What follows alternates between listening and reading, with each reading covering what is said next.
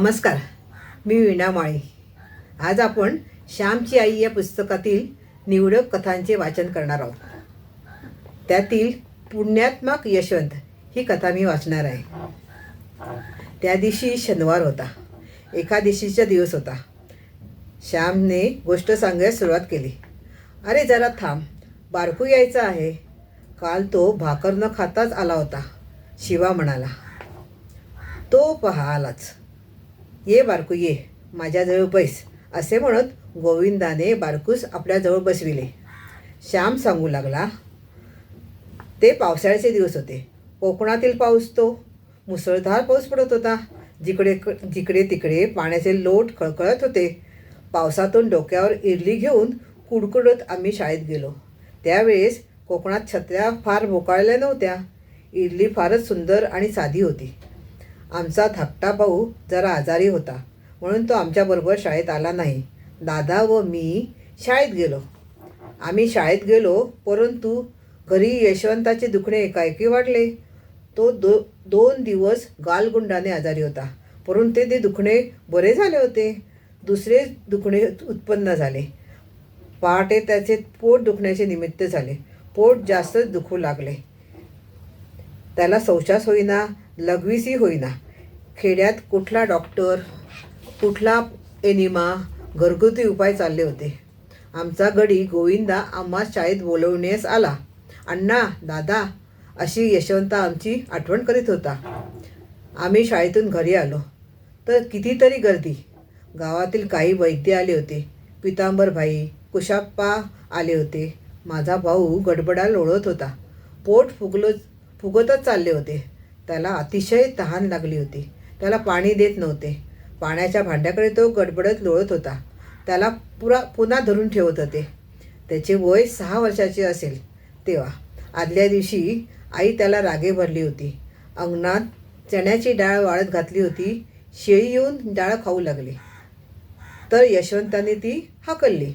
शेळीने तोंड घालून डाळ उघडली होती. ती सारखी करीत होता, गोळा करून ठेवीत होता. इतक्यात आजीने पाहिले व ती म्हणाली, डाळ खातोस का रे चोरा? आणि कळू नये म्हणून नीट सारखी करून ठेवतेस. बराच किरे आहेस. नाही ग आजी, मी नव्हतो खात. उगीच आपला माझ्यावर आळ जळकुंडीला आलेला यशवंता म्हणाला. घरात आई सांधे दुखण्याने त्यावेळेस आजारी होती. तिला चालता येत नसे. ती फार अशक्त झाली होती. खोलीत पडलेली असे. यशवंत आता आईजवळ गेला तर आई त्याला रागे भरली. डाळ खात होतास काय रे? कितींदा सांगितले वस्तूला हात लावू नये. आई, मी देवाशपथ नाही खात डाळ. का सारी जण मला बोलतायत, असे म्हणत यशवंता बाहेर गेला व आंब्याच्या झाडाखाली रडत बसला. आदल्या दिवशीचा तो प्रकार. परंतु आता त्या यशवंता मरणाच्या दारात पडला होता. सत्याची परीक्षा मरणाच्या दारातच होते असे यशवंताचा निकाल मागण्यासाठी तो देवाकडे निघाला. इतके का त्याने मनावर घेतले? यशवंत वाचणार नाही असे वाटले. 9च्या सुमारास तर जास्तच दुखणे झाले.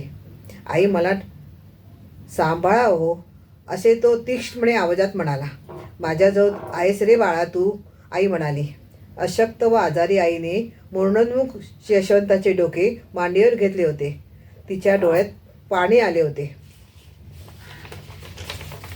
आई, माझे डोके खाली ठेवतो, तुझी मांडी दुखेल, तुझे सांधे दुखतील, यशवंत खोल आवाजात म्हणाला. आईचे हृदय गैवरले. नाही हो बाळा, दुखत माझे सांधे, मला काही होत नाही. मुलाच्या दुखण्यापुढे आईचे दुखणे टिकत नाही हो. मुलाला बरे करण्यासाठी आईच्या अंगात नसलेली शक्ती येते. माझी मांडी नाही हो दुखत.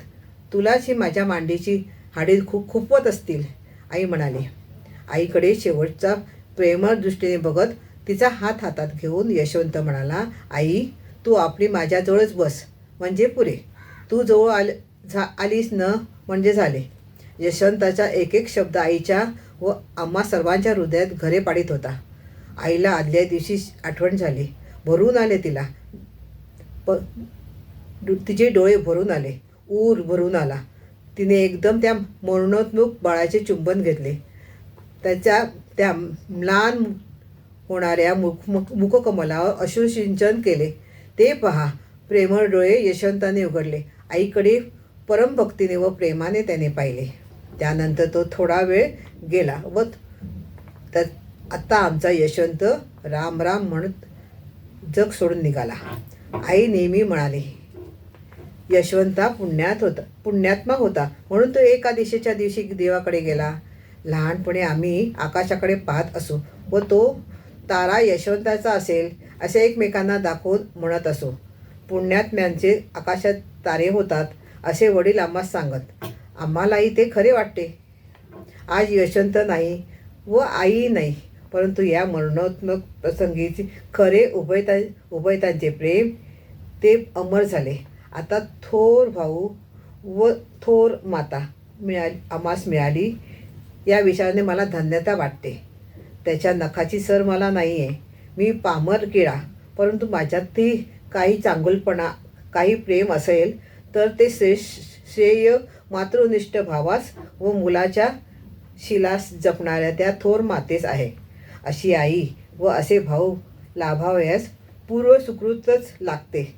बहुधा पूर्वसुकृतांची जोडी पदरी असायच लागते. सत्संगती लाभावयास अशी पुण्याई लागते. त्याचप्रमाणे थोर मातापिता, थोर भावंडे मिळावयासही पुण्याई लागते. परंतु माझी असेल असे मला वाटत नाही. ईश्वराच्या कृपेने ही देणगी मिळाली आहे. धन्यवाद.